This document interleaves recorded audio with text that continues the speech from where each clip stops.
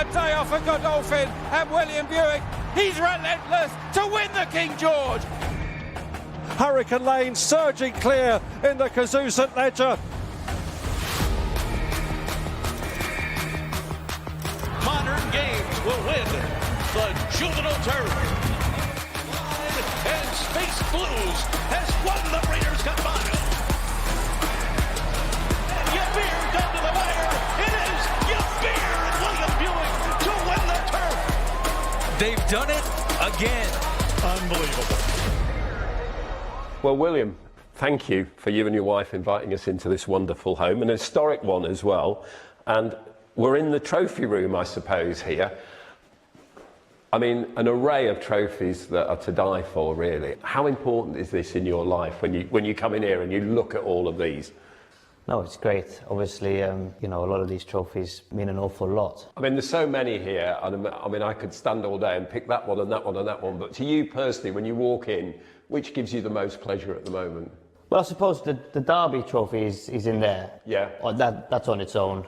It's always hard to pick one, but that's probably the one that stands out the most. And here we have all the Royal Ascot trophies. And I mean, these are special. These are beautiful. Exactly. These are beautiful. You know, they're so hard to win. This one's not to be missed. Flat Jockey of the Year 2021. I mean, that's some honour. Yeah, no, it is. And obviously it's voted by fellow jockeys, so you know it means a lot. It was great to know that you know, my fellow jockeys, you know, voted for me. Who does the cleaning, by the way? That's the mother-in-law's job. She quite enjoys it. Yeah. That is a lot of cleaning. Yeah. You're on the cusp of being crowned champion flat jockey for the first time.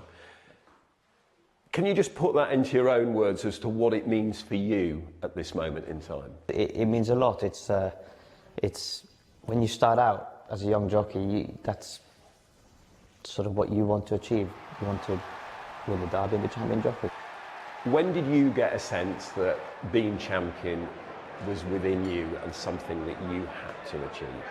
You always need to balance it out, because you need to be consistent. You need to turn up. You know, it's no good you turning up a tired jockey on the big day, because they're the days that matter. So you need to first find out whether you can take the workload, and that's something that I felt like I could do and felt like I'm doing. So then I sort of, like I said 2 or 3 years ago, I sort of thought, well, yeah, this is something that might just work.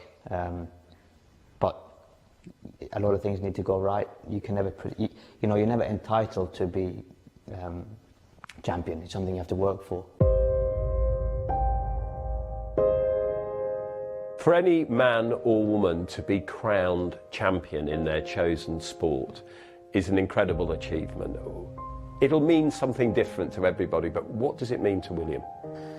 To Will, you know, it means everything really. It's one of those boxes unticked, so to get it done this year after a few years of trying, you know, I mean, masses to him, I mean, masses to his parents, to my parents, to our family in general and friends.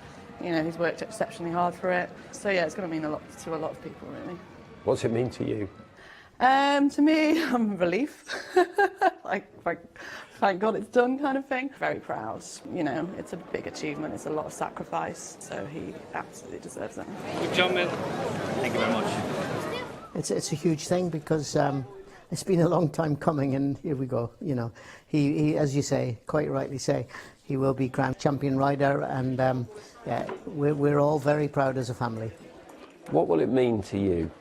It's been a great ride for me all along the way with William, following obviously his successful career. We got him started on the right foot, and it's just progressed from there. And this would be the icing on the cake.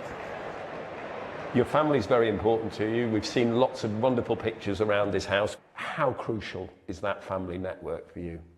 Yeah, it's very important. Obviously, family is everything. Family comes first, and then, you know, you have to try and manage everything around that sort of thing.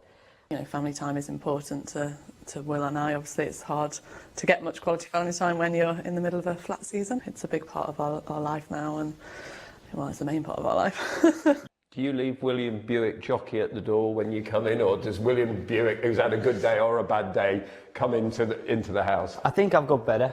but it's hard sometimes, and you know, I'm very lucky Jane understands I'm the one doing the work, but at the same time she lives and breathes it as well. So you know, your family go through your ups and your downs with you, so you just have to be conscious of, you know, when I come home, just need to try and switch off, and like you say. What's your worst habit? What's the worst thing that you do that annoys Jane if you've come in and had a bad day? Is it not doing the washing up? Is it not putting the kids to bed? What is it? I might not be as chatty as she might want me to be. Yeah, yeah, and it's hard. That must be hard sometimes, because you must take yourself off into that space where you have to process. Is that the case? Yeah, but the experience I have now, like I do understand more how to process it. And I always think as long as you do all the work, you do preparation right, and if something happens through circumstance, it's horse racing. We all do our best, we all work very hard, and as long as you get more right than you get wrong, then you're doing your job. Before we get more into you being champion, I've got to touch on these amazing St Leger trophies. They're so famous, the cap. What are the memories that stand out most for you there, William? Well, the first one probably is this one. Yeah, 2010. That was my first classic, and I think it was my first Group 1 win in England. Arctic Cosmos gives John Gosden a third Ladbroke St Leger, a first for William Buick. It was a great day. It was you know, it was great for me personally, but all around it was sort of one of those moments that you don't forget. This year has been a phenomenal year for you. 6 different countries you've won Group 1s in. Yeah, I think now, you know, our sport now is global. It is important. You see, our horses travel an awful lot. They go everywhere. I mean, you know, Charlie likes to travel his horses anywhere where the races he sees fit, and you know, I've sort of enjoyed that aspect of it. Let's start back at the start of this season. How optimistic were you?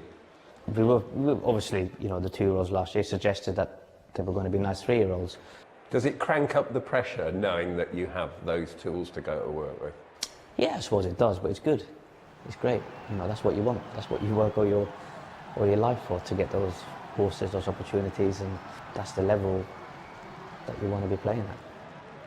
Yeah, as we said, you've got this great support network, family, and also trainers around you, and this very special relationship that you have with Charlie Appleby.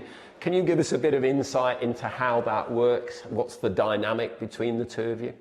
Yeah, I mean, obviously Charlie's, you know, he's amazing. You know, what he's achieved, not just in this country, but on the global scale is phenomenal, absolutely phenomenal. And, you know, we have a great working relationship. You've had some great relationships with trainers. Obviously, Charlie there, you've spoken about John Gosden as well, Andrew Balding.